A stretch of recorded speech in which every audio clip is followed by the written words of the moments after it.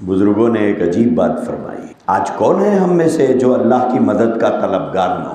ہر آدمی چاہتا ہے کہ خدا قدم قدم پر ہماری مدد کرے، لیکن خدا کی مدد آتی کس کے ساتھ ہے؟ کس کے ساتھ اللہ کی مدد ہوتی ہے؟ فرمایا کہ ایک کمزور کا ہاتھ پکڑ لیجیے، ایک کمزور کا ہاتھ پکڑ لیجیے۔ کوئی لنگڑا مل گیا، کوئی اندھا مل گیا، کوئی گونگا مل گیا، کوئی بہرا مل گیا، کہا اسے ساتھ رکھ لیجیے کہ میاں تم میرے ساتھ رہو۔ کیوں؟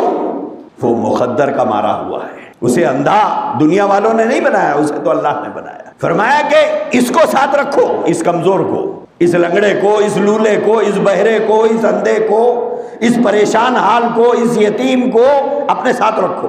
اب نتیجہ کیا ہوگا؟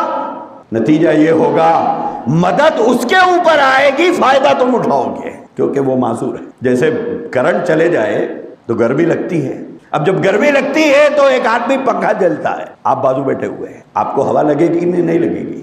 اب جب پنکھا جھپکیں گے ہوا تو آپ کو بھی لگے گی، لیکن ہوا آپ کے لیے نہیں آ رہی ہے، وہ کر رہا ہے کسی اور کے لیے۔ اسی لیے بزرگوں نے فرمایا اگر اللہ کی نصرت چاہتے ہو، اللہ کی مدد چاہتے ہو تو اپنے ساتھ ایسے پریشان حال مصیبت زدہ لوگوں کو رکھو جو پریشانی کی وجہ سے جن کی چیخیں نکل جاتی ہیں، پریشانی کی وجہ سے جو تڑپ کے اللہ کو پکارتے ہیں۔